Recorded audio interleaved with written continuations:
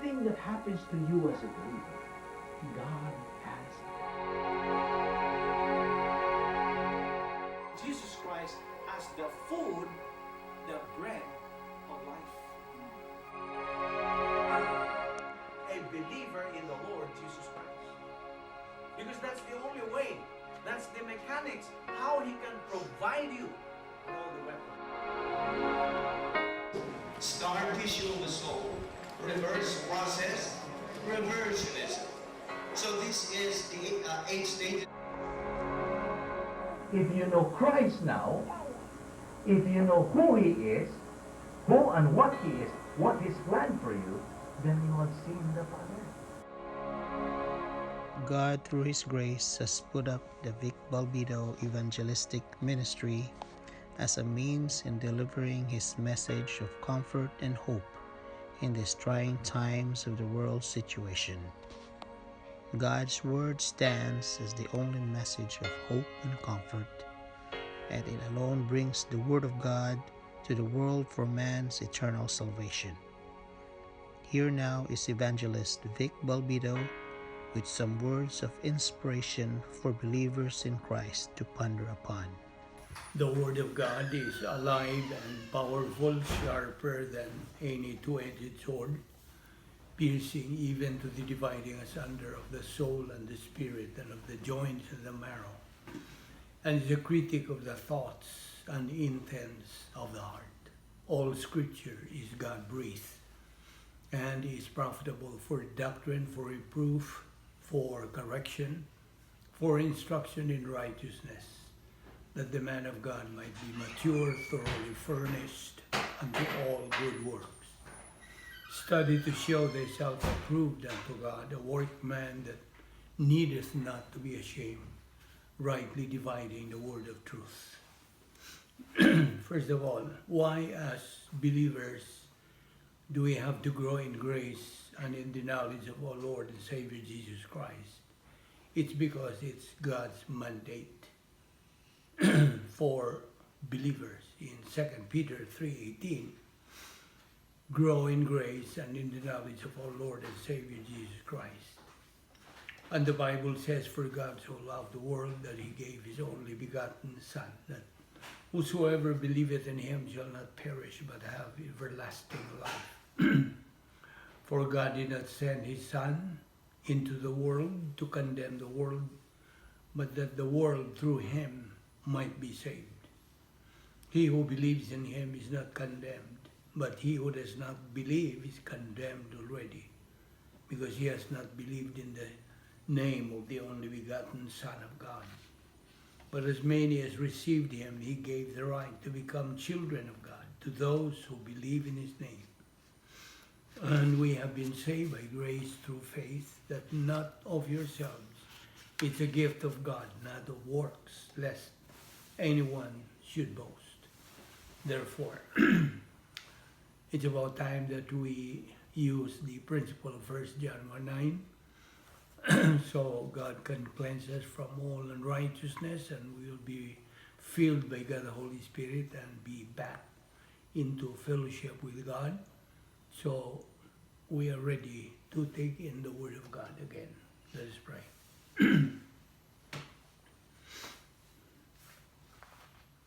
Now, what are the 3 kinds of sanctification again? Review mo nga to. What are the 3 sanctifications? Number 1, at the point of salvation, unsa man ang sanctification? Positional. Ayaw na nakalimti. You are in a position that you are united with Christ forever. That's your position. You share with Christ in His deity, in His humanity, in His kanang iyang pagkasiya. You see? You are united with Him. You are identified with Him. Mo na nga. You have to experience all this. Because, like I said, our Christian life is a unique fantastic, fabulous life, kind of life. Nga naman. Because this is God's spiritual life that He has given us for us to live. That's why tonight we are going to take up a very very nice kanang lami kayong doktrina nga itong pag-isgutan. Living the fantastic life on earth. So many people don't realize that God has prepared us a fantastic life on earth. Bisang niya pa tani ini, gitawag niyo Valley of Tears. Ano yung, ano sa tayo binsaya ang Valley of Tears? Kanang Hilak Mountain. Valley of Tears. Nakalimot na lang ko. Okay, anyway. Now, what's the difference? Okay. Mutana na po ko. What is the difference between the Christian life and spiritual life? Ala. So, may diferensya. Daghan mga Christians, they're outside of that now. Oh, How to classify spiritual life from the Christian life? Christian is loser, but they can be loser, but spiritual is winner. Well, there are two kinds of Christians, winners and losers, but what I mean is the term Christian life as compared to the spiritual life. Okay. Wa mo idea. The Christian life, listen. The Christian life is your personal identity as such. Okay? Ingnon ka, Christian ka. That's your identity. But the spiritual life is different. Your absolute status of the church age believer ka. You are inside a church age believer ka, whose soul is filled by God, the Holy Spirit, and in fellowship with God, more spiritual life. You see the difference? Christian life. Everybody claims to be a Christian, but what ning ilang ang gisulti diha nga your soul should be filled by the Holy Spirit and you are in fellowship with God. That is your spiritual life. Now, okay, another question. Can you distinguish now the difference between human good and divine good? You- Ah, Lies against God's people in the final days. kinsa man doon? Okay na. Okay na. Ah, Okay na. okay lang. So, can you difference now? Can you distinguish what is the difference between human good and divine good? If you're in the divine dinosphere, you're doing divine good. If you're outside the dinosphere, it's a human good. Good. Human people. That's good. Very good, Bing. I'll give you 100% rate. You know that? Because the definition, the definition of human good is this.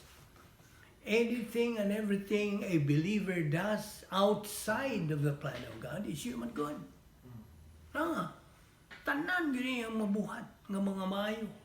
Adto ba siya mga kanang mga hatang mo donate siya mga unsa na mga tabang sa ubang mga tao, all this, outreach siya diha. Human good man na. Kon, what? He does it outside sa plano sa Diyos. Wa may pulo sa Diyos yung gigamit. Puros man human kanang viewpoint. So human good. Now, the human good in the Word of God is dead works. Patay ng mga binuhatan. Patay. Isaiah 64:6, yung insulti. All our righteousness are filthy rags. Baho nga trapo. Ludon ang Diyos niya ng ang description niya na. So, human good. Luod. Alang sa Diyos. It's, wa may, unsa, wa man niya buhatan na according to the will of God. Wa. And so the other definition of divine good is this. Anything and everything a believer does inside the operational divine dynasphere, protocol plan of God, is divine good. That is the prime good according to the Bible. And that is that's the only kind of good that is rewardable. Mora na daog ining biya natin yung kalibutan na. We come face to face with God. God would say, here it is. All your rewards are here. Because you have been doing divine good. See? Divine good. Something on that human good. Yes, another Ning addition. example lang of human good. Ning donate siya $1 million. Ning i-praise siya sa mga tao for donating. Ning bukad ng atay. That's an example of good. That's a good example, yeah. Kasi pasukan para tayo. Kanang mukha na tayo na mamurang musaka ba ang iyang garbo. Ang iyang paghambog mo siya, maing tao ko, maing laki ko. You see? Yeah. That is what Evan How was. do you know if you are in a divine dynasphere? Like, I know you just confess, but You're filled by God, the Holy Spirit. yeah. You're filled and you are in fellowship with God. See? And once you're filled by the Holy Spirit and you're in fellowship with God, you are experiencing that fantastic, fabulous kind of life. Imagine you are as good as God is good when you are inside the protocol plan of God. Now, divine good is the only kind of good that is rewardable during the judgment seat of Christ. When will that happen? After the rapture. After the rapture. You see? Human gid sa rapture, banos dayon ang kanang judgment seat of Christ. Now, that is not judgment yun. That is evaluation time. You see? Our good deeds here on earth will be evaluated. Unsay daghan, human good ba o divine good ba? Unya, tuwa pa yung gidugang inheritance. Napa inheritance God? Kay all believers were provided by God in eternity past pa. Through the omniscience of God, nahibawan na niya nga ikaw will become a believer, so giandam na niya ang inheritance nimo dito sa langit. You see, just imagine, inheritance nimo, panulundo na, undefiled, dili na muwa, hangtod na sa kahangturan. You will enjoy that. All inside your museum of heaven. You see. Now, okay, another question. Why does God's word mandate believers to avoid using our emotion in dealing any aspect in life? Instead, Bible doctrine emphasizes the use of our mind. No Why? thinking. No thinking. No thinking. Emotion cannot think. That's why. Mo nang we are mandated, kanang gipasidan anta, we are warned to avoid using emotion. So many believers outside there are using their emotion. Ang grabe pa, nga once they become emotional, mauna ilang pagtuo nga they become spiritual. Kinaluyan. Kinaluyan yun, that kind of believer. They think nga spiritual sila kung murag unsa. Well, they are in sa tinga. Hallelujah, baby. Hi. Hi. Hallelujah, baby. Hallelujah, baby. Yeah. Sige. Lukso-lukso na nila, ligid-ligid. Emotional God. You see?